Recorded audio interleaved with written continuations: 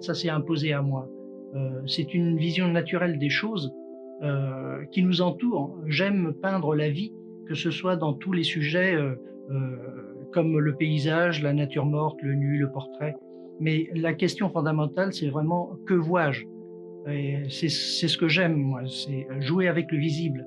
Est-ce que lorsqu'on regarde une pomme, on voit vraiment une pomme? Suivant les éclairages, ça peut être différent. Suivant l'humeur, elle peut être différente.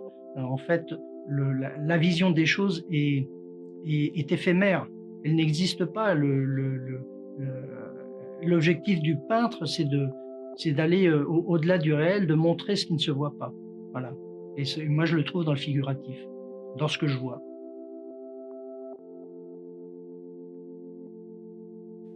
D'abord, c'est une reconnaissance nationale.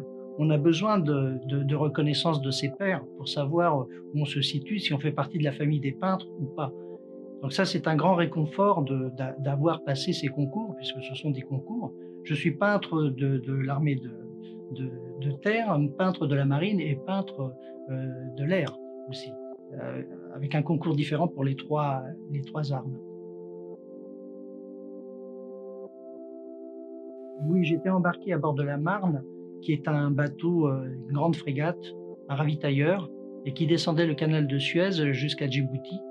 Et ma mission était de faire cette traversée avec eux dans le cadre du 150aire du canal de Suez, avec une exposition qui se tiendra sans doute au Caire en 2019, fin 2019.